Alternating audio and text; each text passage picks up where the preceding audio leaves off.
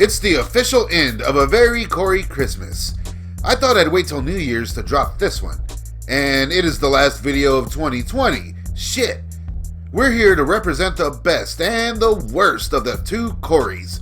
And what better way to do it than to have our good friend Steven from Lonely Tree Entertainment and Vampire Mike from Sega CD Universe to join us. Hey guys, it's Vampire Mike from Sega CD Universe. Thank you to Staunch TV for having me on again. I enjoy doing these compilation or collaboration videos with you, I should say. So he messaged me this morning and he said, I'm doing a new video about the best and worst Corey films. Do you want to be in it? Damn right I do. Let's get things going with the best and the worst of the two Coreys. Dream Little Dream. Right. This is one of the most walk the fuck films. This is really hard to get a hold of in here. It's a big box extra and that one. The idea that Haim was injected into this movie because he broke his foot. Feldman wanted to go a bit more serious.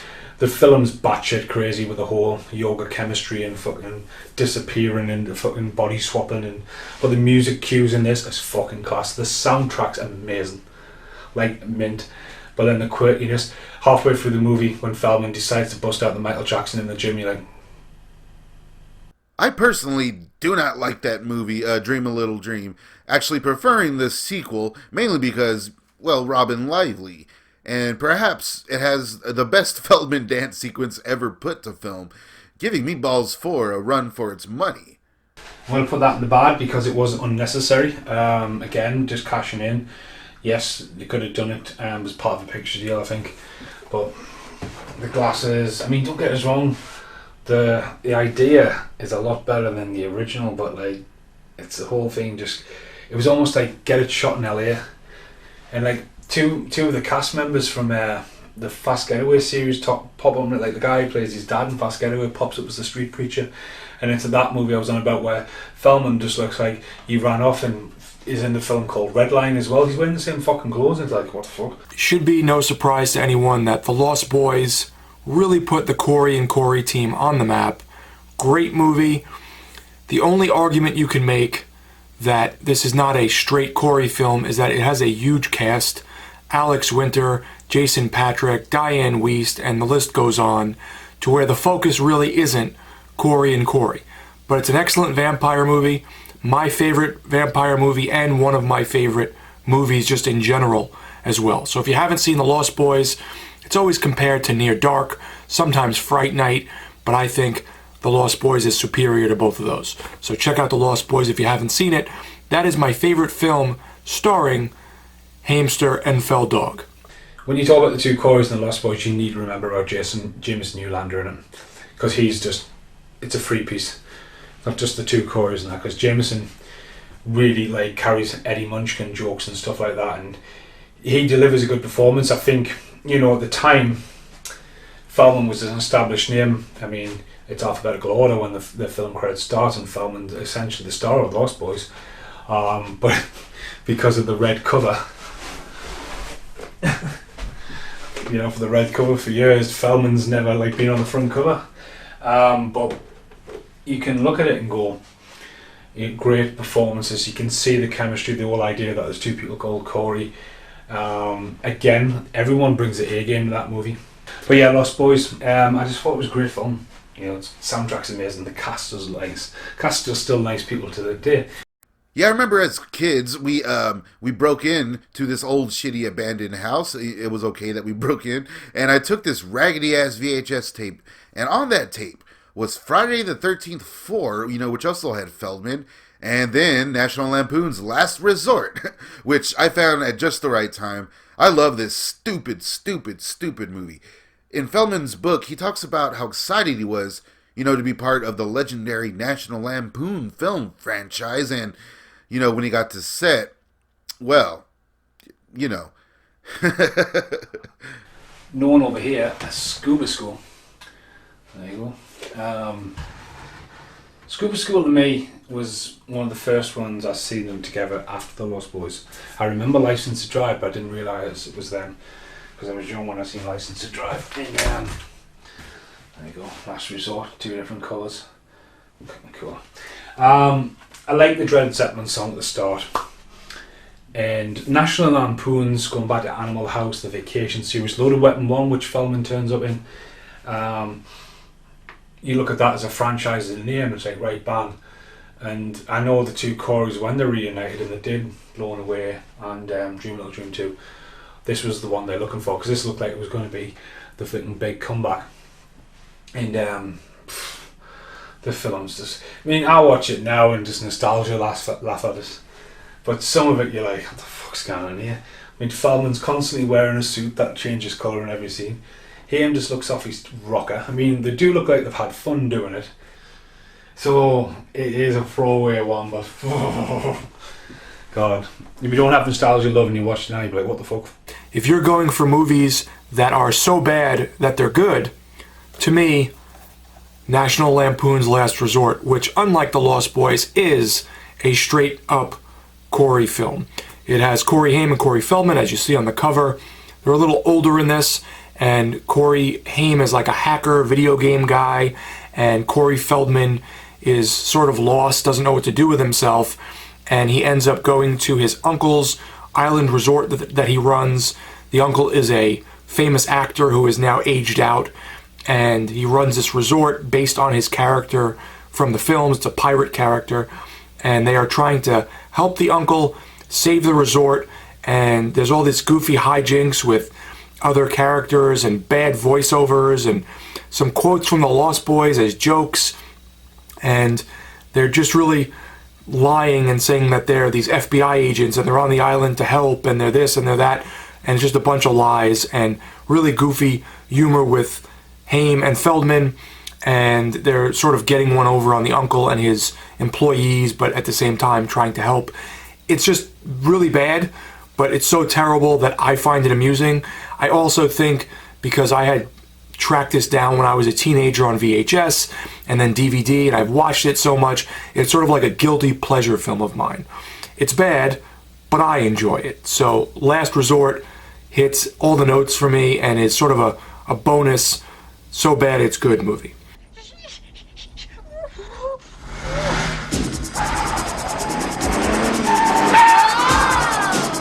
Their best film is License to Drive. Soundtrack's amazing, the chemistry's amazing. I know they both wanted opposite roles, but again, it's just fucking class. I got that this year in New Zealand. It was stuck to the shelf in a restaurant, so I stole it off them. Well, I asked if we could have it, but the idea of failing your driving test and Uncle Phil being your driving instructor and stuff like that, but the chemistry they had in it's great, and it's the hype time. At that point, they were mega famous, they were mega stars, and it just comes across in the movie. The movie, I think, is really well executed as well. Heather Graham's in it. I mean, Heather Graham's had a name imprinted ever since that, you know, Mercedes and stuff like that, but it's just class, man. Like the whole spin on like Nightmare on Elm Street at the start, but you can see the chemistry. We talked about the two Coreys there for a second. I like the first series, it was quite funny, and then the second series gets really dark, especially when it's like The Lost Boys 2 comes in there. And if you go online and you got like the alternative cuts and like Jameson Newland is in it, but he's not in it. He's credited in it, but he's not in it. It's in the deleted scenes. Him being a vampire, him not a vampire, him needs to come back for the second one, and like all the shenanigans when I go on, what's happening in that trailer? Is he on drugs? You know what I mean? And was it a cross franchise with a TV show, the hype, and the idea that they finally wanted to do a second Lost Boys? I think it's still fucking cool though, the very end of that. And at the very last film they're in together, you got Feldman and you got him. Boom. Anything else? Yeah, actually, I'd like one of these in maybe turquoise. I'd love some garlic, some crosses, maybe, you know, holy water, things like that. I'm just here to help, man. All right? Do you really think that after all these years, I'm just gonna let this go like nothing ever happened between us? Now we're going to go to the worst, and I've covered this on my channel before. It is bad. Busted. For the worst movie for Corey Haim and Corey Feldman together, it's Busted. Yeah, this movie is basically a softcore Cinemax boner fest. No clue what these dudes were thinking, really. Directed by Feldman, yes, but as soon as this film starts and the credits start, you know you're in fucking trouble with this thing. Busted was going for some kind of Meatballs, National Lampoons type of humor. It's about a bunch of cops that are keeping all of the crimes and prostitution in the police station, which makes no sense. So instead of busting people out on the streets, they're hiring them and making them part of the police. It's a really stupid movie. It's funny, you can find interviews with Feldman promoting this before it was released, and he legit thought it was going to be something of note, like some sort of comedy raunch classic or something, but nah, man, no. Corey Haim is definitely not at his peak here. He seems like he is not doing well. I had read a few things that he had gotten thrown off set or had quit mid-filming, which is why he's not in the whole movie, because he had drug issues at this point. Like the whole idea that Feldman had to fire him because he couldn't find him, and the idea that the film was probably sold and financed on the fact that him and Feldman are in the movie. My God, man. Haim turns up halfway through the movie and he just looks baked. I don't know whether he's been locked in the toilet or he's been filing something. But the film and the Peepin' Tom references and the Amityville jokes and just, me brain's hurting. There's this weird scene in here where they're spying on these girls showering, and just out of nowhere Feldman pops up and he's just like, hey, and then they just film him, and it's like this movie almost feels like there was a required amount of nudity, otherwise no one was going to buy it. This movie is ridiculous. The other thing is Dominic Brascia is in this film with them, who was one of the people who had molested Corey Haim and was supposed to kind of manage him and watch over him, and instead had taken advantage of him. He's in this movie because they both sort of stayed friends with him to some extent, which I don't understand, but this is just a bad movie with a terrible plot, really silly, goofy humor that does not strike me as funny at all, very try-hard, and just the scenario behind the scenes is sad as well. So the whole thing with Corey seeming like he's probably on drugs or drinking at the time, and Dominic Brascia being in the film, which I'm sure didn't help.